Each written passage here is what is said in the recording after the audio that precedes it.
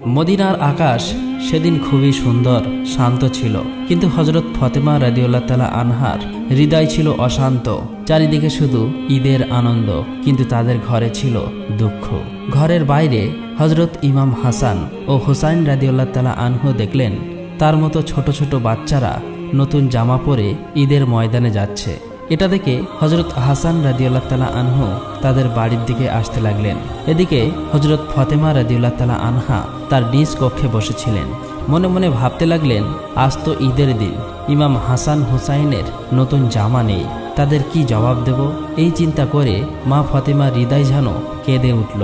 ঠিক এমন সময় হযরত হাসান রাদিয়াল্লাহু তাআলা আনহু ঘরের মধ্যে প্রবেশ করলেন এবং বললেন, আম্মাজান, সবাই নতুন জামা পরে ঈদের ময়দানে যাচ্ছে, আমাদের নতুন জামা কোথায়? তখন হযরত ফাতেমা রাদিয়াল্লাহু তাআলা আনহা বললেন, তোমরা গোসল করে এসো, তারপরে নতুন জামা পরে ঈদের ময়দানে যাবে। হযরত হাসান ও হুসাইন রাদিয়াল্লাহু তাআলা আনহু যখন গোসল করার জন্য চলে গেলেন, ওই সময় হযরত ফাতেমা রাদিয়াল্লাহু তাআলা আনহা 2 রাকাত সালাত আদায় করলেন এবং আল্লাহর কাছে দোয়া করে বললেন, ওগো আল্লাহ, তুমি গফুরুর রহিম, রহমানের রহিম। আমার কলিজার টুকরা 2 সন্তানের দুঃখ আমি সইতে পারি না। আমি যদি আজ তাদের নতুন জামা দিতে না পারি, তাহলে তারা বলবে রাসূলের মেয়ে হয়ে মিথ্যা বলছে। দয়া করে মেহেরবানি করে আমার সম্মান রক্ষা করো। হে আল্লাহ, তাদের 2টো জামার ব্যবস্থা করে দিন। এই দোয়া করার সাথে সাথেই হযরত জিবরাইল আলাইহিস সালাম দর্জি বেশে 2টি জামা নিয়ে হযরত হাসান হোসাইনের কাছে হাজির হলেন এবং বললেন, এই নাও তোমাদের ঈদের নতুন জামা, তোমার মা তোমাদের জন্য জামা নিয়ে আসতে বলেছে। এই কথা শুনে ইমাম হাসান ও হুসাইন রাদিয়াল্লাহু তাআলা আনহু জামা নিয়ে খুব খুশি হয়ে বাড়ির দিকে যাচ্ছিলেন। কিতাবে এসেছে এই জামার একটি রং লাল আর একটি রং সবুজ। এদিকে হযরত ফাতেমা রাদিয়াল্লাহু তাআলা আনহার হৃদয় যেন কিসের কষ্ট হচ্ছিল, কিছুই বুঝতে পারছিল না। ঠিক ওই সময় হযরত ইমাম হাসান ও হুসাইন রাদিয়াল্লাহু তাআলা আনহু ঘরের মধ্যে প্রবেশ করলেন। হযরত ফাতেমা রাদিয়াল্লাহু তাআলা আনহা তাদের হাতে এই পোশাক দুটি দেখে অবাক হলেন এবং তার হৃদয়ে যেন কষ্টের মেঘ ঘনিয়ে এলো। ফাতেমা রাদিয়াল্লাহু তাআলা আনহার মনে এক অদ্ভুত কষ্টের অনুভূতি ঘনিয়ে আসলো। এই জামার রহস্য আর হকিকত জানার জন্য তিনি আর দেরি না করে হযরত মুহাম্মদ সাল্লাল্লাহু আলাইহি ওয়াসাল্লামের কাছে যাওয়ার সিদ্ধান্ত নিলেন। অন্যদিকে হযরত জিবরাইল আলাইহিস সালাম হযরত মুহাম্মদ সাল্লাল্লাহু আলাইহি ওয়াসাল্লামের কাছে হাজির হয়ে বললেন, হে আল্লাহর রাসূল, তোমার নয়নের মণি মা ফাতেমা 2টি জামার হকিকত জানার জন্য তোমার এখানে আসছে। তুমি তাকে বলে দিও এই 2টি জামা জান্নাত থেকে পাঠানো হয়েছে। এই জামা শুধু পোশাক নয়, বরং এটি তাদের ভবিষ্যতের প্রতীক। লাল রং তাদের রক্তের প্রতীক আর সবুজ রং জান্নাতের প্রতীক। হাসান ও হোসাইনের জন্য যে ফজিলত আল্লাহ নির্ধারণ করেছেন তারই ইঙ্গিত এই জামা। এই কথা বলার পর হযরত জিবরাইল আলাইহিস সালাম সেখান থেকে বিদায় নিলেন। ঠিক ওই সময় হযরত ফাতেমা রাদিয়াল্লাহু তাআলা আনহা ঘরের মধ্যে প্রবেশ করলেন। তখন রাসূল সাল্লাল্লাহু আলাইহি ওয়াসাল্লামের চোখে পানি এসে গেল। তিনি বললেন, হে ফাতেমা, আমার এই 2টি কলিজার টুকরো যে কত বড় মর্তবা লাভ করবে তার এক ঝলক আল্লাহ রাব্বুল আলামিন আজ আমাকে দেখিয়েছেন। ফাতেমা, তোমার সন্তানদের জন্য এই জীবন যেমন পরীক্ষার তেমনি ফজিলতের। তারপর মুহাম্মদ সাল্লাল্লাহু আলাইহি ওয়াসাল্লাম আল্লাহর কাছে দোয়া করে বললেন, হে আল্লাহ, এর পরিবর্তে তুমি আমার উম্মতকে নাজাত দিও। এই কথা শুনে ফাতেমা রাদিয়াল্লাহু তাআলা আনহা চোখের পানি ধরে রাখতে পারলেন না এবং ভবিষ্যতের চিন্তায় ভারাক্রান্ত হয়ে উঠল। এইভাবে বছরের পর বছর অতিক্রম হতে লাগলো। ইমাম হাসান ও হোসাইন রাদিয়াল্লাহু তাআলা আনহু বড় হতে লাগলেন। একে একে হযরত মুহাম্মদ সাল্লাল্লাহু আলাইহি ওয়াসাল্লাম হযরত ফাতেমা রাদিয়াল্লাহু তাআলা আনহা সহ 4 খলিফা পৃথিবী থেকে বিদায় নিলেন। এভাবেই বহু বছর অতিক্রম হয়ে গেল। সেই সময় রাষ্ট্রের প্রধান ছিলেন আমিরে মাবিয়া, তার পুত্র ছিল এজিদ। মাবিয়া যখন বার্ধক্য বয়সে উপনীত হলো, তখন এজিদ ষড়যন্ত্র করতে লাগলো কিভাবে রাষ্ট্রের প্রধান হওয়া যায়। এদিকে অন্যায়ভাবে এজিদকে রাষ্ট্র শাসক পদে উপনীত করলেন, কিন্তু রাসূলের প্রতি ভালোবাসা, রাসূলের আদর্শ না থাকার কারণে তাকে কেউ মনে প্রাণে ভালোবাসত না এবং শাসক হিসাবে মানতে পারল না। সবাই বলতে লাগলো, আমরা এজিদকে মানি না, হুসাইন আমাদের আশার আলো, আমরা হোসাইনের পক্ষে থাকতে চাই। এজিদ অন্যায়ভাবে সাধারণ মানুষকে অত্যাচার করে মানুষকে হত্যার ভয় দেখিয়ে নিজেই রাষ্ট্রের শাসক হলেন। একদিন এজিদ মনে মনে ভাবতে লাগলো, এইভাবে চলতে থাকলে কখনোই আমি দেশের রাষ্ট্রপ্রধান হতে পারবো না। যেভাবেই হোক হাসান এবং হোসাইনকে শেষ করতে হবে, এই পথের কাঁটা সরাতেই হবে। আসলে এজিদ ছিল চরিত্রহীন, তার হৃদয়ে কোনো দয়া মায়া ছিল না, রাষ্ট্রের ক্ষমতার লোভে একেবারে অন্ধ হয়ে গিয়েছিল। একদিন এজিদ কুফা নগরীর গভর্নর ইবনে জিয়াদকে ডেকে বললেন, তুমি তো কুফার গভর্নর, হোসাইনকে কুফায় ডেকে আনো, কেননা মদিনাতে হোসাইনকে মারা যাবে না। তুমি যে কোনো কৌশলে কুফায় ডেকে আনো, নয়তো আমরা কিছুই করতে পারবো না। তুমি তার কাছে চিঠি লিখে জানাও এজিদের কাছে তোমাকে বায়াত হতে হবে। অতঃপর তারা মদিনাতে চিঠি পাঠাতে শুরু করলো। এভাবেই যখন 40,000 চিঠি পৌঁছে গেল, তখন মদিনায় বিশিষ্ট জ্ঞানীগুণী ব্যক্তি এবং হোসাইন একটি গুরুত্বপূর্ণ আলোচনা সভার আয়োজন করলেন। হোসাইন রাদিয়াল্লাহু তাআলা আনহু বললেন, আমি কুফা যেতে চাই, সেখানে অনেক মানুষ আমার জন্য অপেক্ষা করছে। তখন সেখানে থাকা বিশিষ্ট ব্যক্তিদের মধ্যে একজন বললেন, হোসাইন তুমি কুফাতে যেও না, কুফার আবহাওয়া ভালো না, সেখানে ইতিমধ্যেই অনেক সমস্যা সৃষ্টি হয়েছে। এখনও আমরা হাসানের ব্যথা ভুলিতে পারিনি, বরং সেখানে যাওয়ার আগে আমাদের মধ্য হতে একজনকে পাঠানো হোক, তার পক্ষ থেকে ভালো খবর আসলে তবেই তুমি যাবে। তখন হোসেন রাদিয়াল্লাহু তাআলা আনহু বললেন, ঠিক আছে তাই হবে, তাহলে আপনারা বলুন কে যাবেন সেখানে। সেখানে অনেক লোক উপস্থিত ছিল, কিন্তু কেউ কুফা যাওয়ার জন্য রাজি হলো না। তার মধ্যে থেকে মুসলিম বিন আকিল নামের একজন বললেন, আপনারা নিশ্চিন্তে থাকুন, আমি আগে যাব। অতঃপর তারা সেই দিনের মতো আলোচনা সভা বন্ধ করে একে একে ঘরে ফিরে আসলেন। মুসলিম বিন আকিল যখন কুফা যাওয়ার জন্য প্রস্তুত হচ্ছিলেন, সেই সময় তার দুটি পুত্র এসে বলল, আব্বাজান আমরা কার কাছে থাকব, আমাদের তো মা নেই। আব্বাজান আপনি আমাদেরকেও সঙ্গে নিয়ে চলুন। অতঃপর তারা কুফা যাওয়ার জন্য রওনা হলেন। অনেক পথ অতিক্রম করার পর যখন তারা কুফায় এসে পৌঁছালেন, তখন দেখলেন ইতিমধ্যেই সেখানকার অনেক লোক হযরত হুসাইন রাদিয়াল্লাহু তাআলা আনহুর কাছে বায়াত নেওয়ার জন্য প্রস্তুত ছিলেন। তখন তারা বললেন, আমাদের প্রিয় হুসাইন রাদিয়াল্লাহু তাআলা আনহু কোথায়, আমরা তার সাথে থাকব, এই এজিদকে আমরা চাই না। তখন মুসলিম বিন আকিল বললেন, তিনি নিশ্চয়ই আসবেন, তবে আমার চিঠি পাওয়ার পর। সেখানকার মানুষের হোসাইনের প্রতি ভালোবাসা এবং তার প্রতি অটুট বন্ধন দেখে মুসলিম বিন আকিল হোসেনকে কুফা আসার জন্য বিস্তারিত চিঠি লিখলেন। অতঃপর একজন মুসলিম বিন আকিলের এই চিঠি হযরত হুসাইন রাদিয়াল্লাহু তাআলা আনহুর কাছে পৌঁছে দিলেন। চিঠি পেয়ে হযরত হুসাইন রাদিয়াল্লাহু তাআলা আনহু আর দেরি করলেন না, ৭২ জন সঙ্গী সাথী সহ কুফা যাওয়ার জন্য রওনা দিলেন। গোপন সূত্রে হযরত হুসাইনের আসার খবর এজিদ পেয়ে যায়। তখন এজিদ গোপনে হযরত হুসাইন রাদিয়াল্লাহু তাআলা আনহু এবং মুসলিম বিন আকিলকে হত্যা করার জন্য একটি ষড়যন্ত্র করলেন এবং একজন সেনাকে ডেকে বললেন, আপনি যদি মুসলিম বিন আকিলকে হত্যা করতে পারেন তবে আপনাকে অনেক পুরস্কার দেওয়া হবে। আর মনে রেখো, মুসলিম বিন আকিলের ছোট দুটি পুত্রকে রেহাই দেবে না, তাদেরকেও হত্যা করবে, কেননা তারা যদি মদিনায় চলে যায় তাহলে হোসাইনকে আনা যাবে না, আর কারবালায় তাদের আটকে দিতে হবে। তাহলে তুমি গোপনে কাজটি সম্পূর্ণ করো। অতঃপর ওই সেনাটি মুসলিম বিন আকিলকে হত্যা করার জন্য খুঁজতে লাগলেন। কিছুদিন পর দেখলেন মুসলিম বিন আকিল হুসাইনের পক্ষে অনেক লোককে বায়াত করার পর কুফার একটি মসজিদে বসে আছে।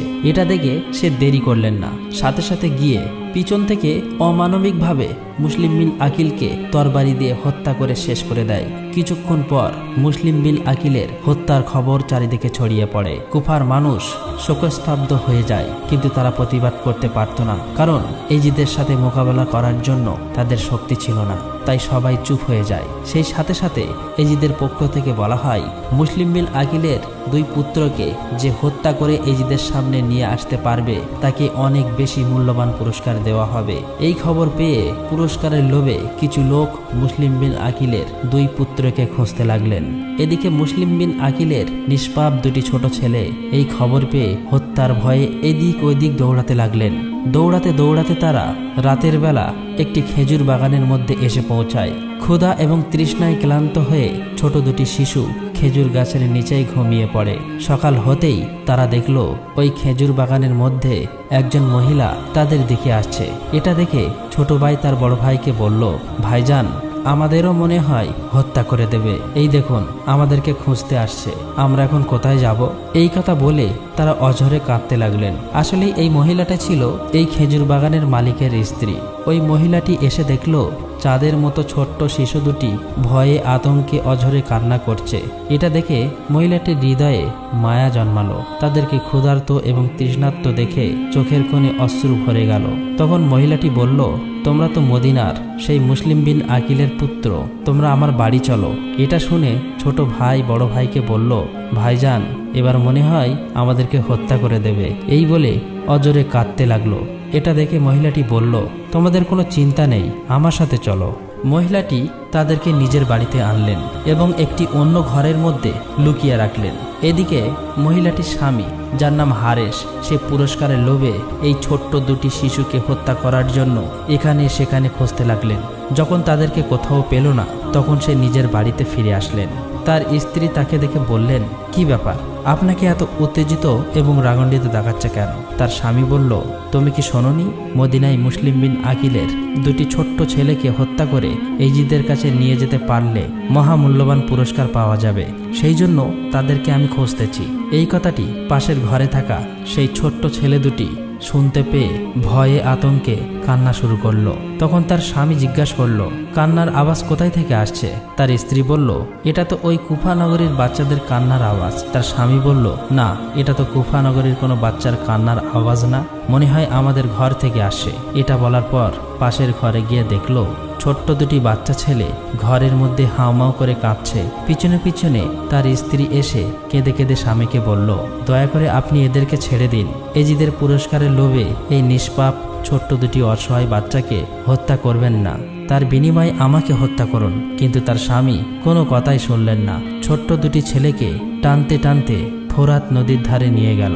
তাদেরকে হত্যা করতে যাবে এমন সময় ছোট্ট ভাইটি কেঁদে কেঁদে বলতে লাগলো, আমরা কি অপরাধ করেছি, আমাদের ছেড়ে দিন, আমাদের মা নেই, বাবা নেই।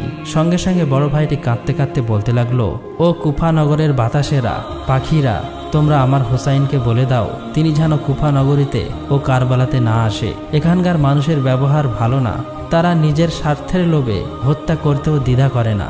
এই কথা বলা শেষ হতে না হতেই হারেস নামের সেই লোকটি ছোট্ট দুটি ছেলেকে হত্যা করে তাদের মস্তক কেটে এজিদের কাছে যেতে লাগলো।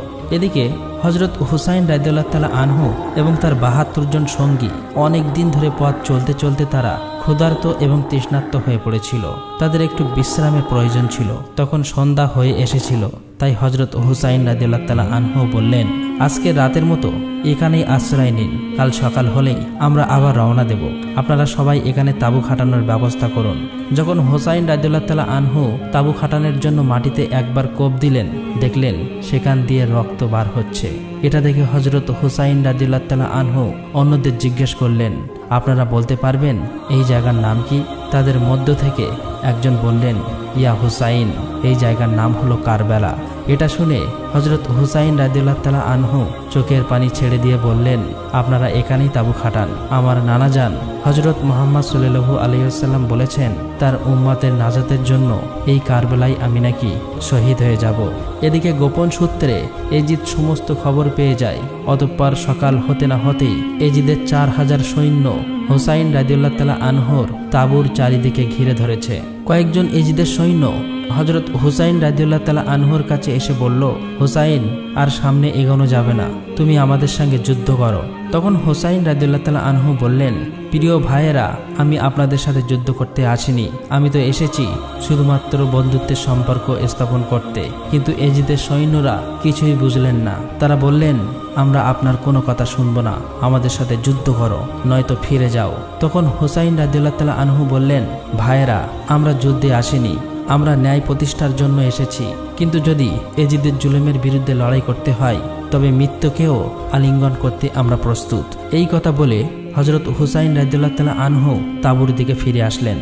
এইভাবে 2-3 দিন অতিবাহিত হয়ে গেল। অতঃপর রাতের বেলা অনেক চিন্তা করার পর হযরত হুসাইন রাদিয়াল্লাহু তাআলা আনহু তাঁবুর বাইরে সমস্ত আগুন নিভিয়ে সবার উদ্দেশ্য করে বললেন, আপনারা সবাই কারবালা ছেড়ে প্রাণ বাঁচানোর জন্য ফিরে যান, কেননা আমাদের কাছে কোনো অস্ত্র নেই, আর আমরা তো মাত্র এই 72 জন, আর এজিদের সৈন্য 4000।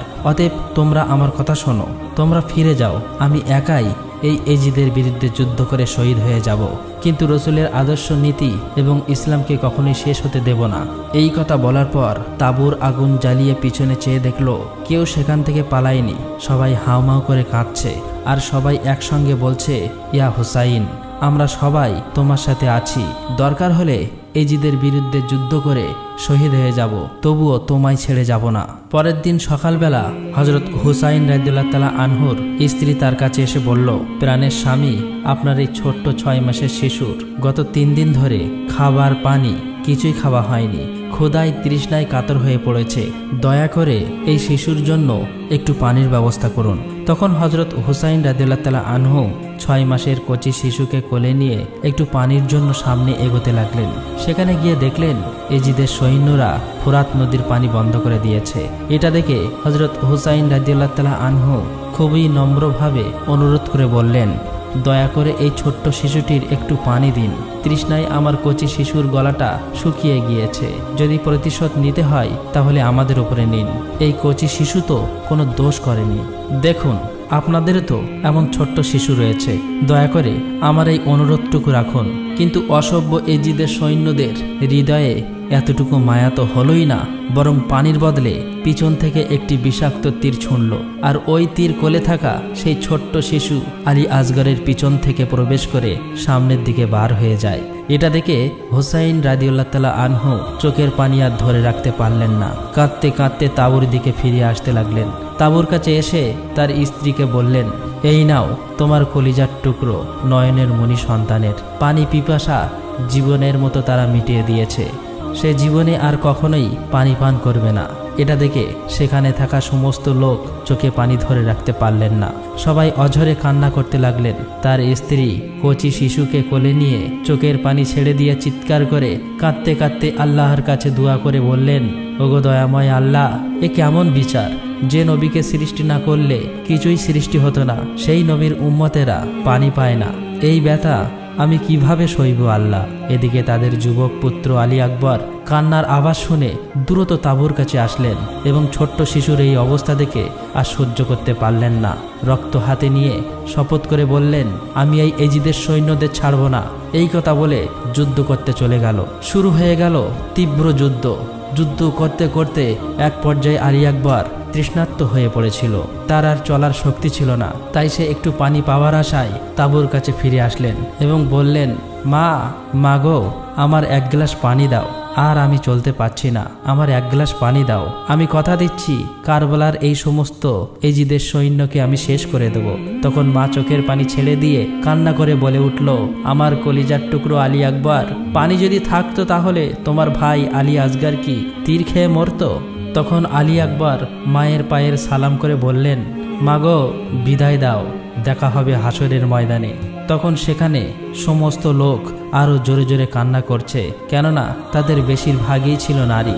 একে একে এজিদের সৈন্যদের হাতে সবাই শহীদ হয়ে গেছে, মাত্র আর কয়েকজন। কি করবে এই কথা ভেবে তারা চোখের পানি থামাতে পারলেন না। এক পর্যায়ে নিষ্ঠুর অত্যাচারী এজিদের সৈন্যরা একে একে সবাইকে শহীদ করে দিয়েছে, বাকি শুধু জয়নাল আবেদিন এবং হুসাইন রাদিয়াল্লাহু তাআলা আনহু। অতঃপর ক্ষুধার্ত তৃষ্ণার্ত ক্লান্ত জয়নাল আবেদিন বললেন, হুসাইন তুমি যেও না, আমি যুদ্ধ করতে যাব। তখন হুসাইন রাদিয়াল্লাহু তাআলা আনহু বললেন, তুমি যদি যুদ্ধে যাও তাহলে রাসূলের বংশের বাতি কে জ্বালাবে? এই কথা বলে জয়নাল আবেদিনকে সেখানে রেখে হুসাইন রাদিয়াল্লাহু তাআলা আনহু একাই এজিদের হাজার হাজার সৈন্যদের বিরুদ্ধে যুদ্ধ করার জন্য চলে গেলেন। এক পর্যায়ে হযরত হুসাইন রাদিয়াল্লাহু তাআলা আনহু যুদ্ধ করতে করতে একাই অনেক সৈন্যকে হারিয়ে দিলেন। এটা দেখে এজিদের সৈন্যদের মধ্যে একজন বলল, এভাবে যদি আমরা সবাই সামনে থেকে হুসাইনের সাথে যুদ্ধ করি তাহলে সে একাই আমাদের সবাইকে শেষ করে দেবে, তার কাছে আমরা কেউ জিততে পারবো না, আমাদের কৌশল অবলম্বন করতে হবে। তাকে সামনে থেকে নয় পিছন থেকে মারতে হবে। অতঃপর তারা কৌশল অবলম্বন করলো। এদিকে হযরত হুসাইন রাদিয়াল্লাহু তাআলা আনহু যুদ্ধ করতে করতে একেবারে পানির জন্য কাতর হয়ে পড়েছিল। আর শরীরে শক্তি নেই, আর উঠতে পারছে না। তখন একটু পানির জন্য সেই ফোরাত নদী পানির কাছে গেল। পানি হাতে তুলে যেমনি খেতে যাবে এমন সময় মনে পড়ে গেল ছোট্ট শিশু আলী আসগরের কথা, তার ৭২ জন সঙ্গী সাথীর কথা। তখনই চোখের পানি ধরে রাখতে পারলেন না, অঝরেই চোখ দিয়ে জল চলে এলো। আর বলতে লাগলো, ওগো আল্লাহ, আমার নানাজান হযরত মুহাম্মদ সাল্লাল্লাহু আলাইহি সাল্লামকে সৃষ্টি না করলে এই আসমান জমিন কিছুই সৃষ্টি হতো না, আর সেই নবীর উম্মতেরা আজ পানি পায় না। এই সমস্ত কথা চিন্তা করে হযরত হুসাইন রাদিয়াল্লাহু তাআলা আনহু পানি পান করলেন না। আবার যুদ্ধের জন্য প্রস্তুত নিলেন, কিন্তু তিনি তো উঠতে পারে না, গায়ে শক্তি নেই, পিপাসায় গলা শুকিয়ে গিয়েছে। তবু এজিদের সৈন্যদের কাছে হার মানতে চায় না। শেষ জীবন পর্যন্ত যুদ্ধ করতে চায়। ঘোড়ার পিঠে উঠতে যাবে, কিন্তু উঠতে পারে না, পড়ে যায়। দূর থেকে এজিদ সৈন্যরা লক্ষ্য করে দেখল হুসাইন আর উঠতে পারে না। তখন পিছন থেকে লুকিয়ে লুকিয়ে অনেক এজিদ সৈন্য এসে জোর করে ধাক্কা দিয়ে মাটিতে ফেলে দিল। তখন হুসাইন রাদিয়াল্লাহু তাআলা আনহু বললেন, প্রিয় ভাইয়েরা, আমাকে 2 রাকাত নামাজ আদায় করতে দিন, তারপর আমি আবার যুদ্ধ করব। এজিদের সৈন্যরা তখন সুযোগ পেয়ে গেল। তারা জানতো নবীর বংশের নাতি কখনোই নামাজ বাদ দেবে না, আর এই সুযোগেই তার বদলা নেবে। অতঃপর হযরত হুসাইন রাদিয়াল্লাহু তাআলা আনহু নামাজ পড়া শুরু করলেন, আর সমস্ত এজিদের সৈন্যরা চারিদিক থেকে ঘিরে ধরল। হযরত হুসাইন রাদিয়াল্লাহু তাআলা আনহু যখন নামাজের মধ্যে ছিলেন, ওই অবস্থায় এজিদের সেই পশু কাফের সৈন্যরা পিছন থেকে অনেকগুলো তীর একসাথে হযরত হুসাইন রাদিয়াল্লাহু তাআলা আনহুর দিকে ছুঁড়ে মারলেন। একসাথে ৭২ খানা তীর পিছন দিক থেকে প্রবেশ করে সামনের দিক থেকে বার হয়ে গেল, কিন্তু হুসাইন রাদিয়াল্লাহু তাআলা আনহু নামাজ ছাড়লেন না। এই সুযোগটাকে কাজে লাগিয়ে এজিদের সৈন্যরা পরপর আবারও তীর নিক্ষেপ করল। হযরত হুসাইন রাদিয়াল্লাহু তাআলা আনহু যখন নামাজ শেষ করলেন, ততক্ষণে অনেকগুলো তীরের আঘাতে শরীর ঝাঁঝরা করে দিয়েছে। হযরত হুসাইন রাদিয়াল্লাহু তাআলা আনহু আর উঠতে পারলেন না। একেবারে শেষে চোখের পানি ছেড়ে দিয়ে অঝরে কান্না করে বললেন, ওগো পৃথিবী, দেখো, ন্যায়ের প্রতিষ্ঠার জন্য আমার পরিবার শহীদ হয়েছে, কিন্তু ইসলামকে মুছে ফেলা যাবে না। এই কথা বলতে বলতে কারবালার প্রান্তে রক্তমাখা শরীর নিয়ে লুটিয়ে পড়লেন। আর এভাবেই হযরত হুসাইন রাদিয়াল্লাহু তাআলা আনহু শেষ নবী হযরত মুহাম্মদ সাল্লাল্লাহু আলাইহি ওয়াসাল্লামের উম্মতের নাজাতের জন্য নিজের জীবনকে উৎসর্গ করে দিয়ে কারবালার প্রান্তে শহীদ হয়ে গেলেন। প্রিয় বন্ধুরা, কারবালার প্রান্তে শহীদ হবার ঘটনা শুধু একটি যুদ্ধ নয়, এটি একটি ন্যায় ও অন্যায়ের চিরন্তন লড়াই।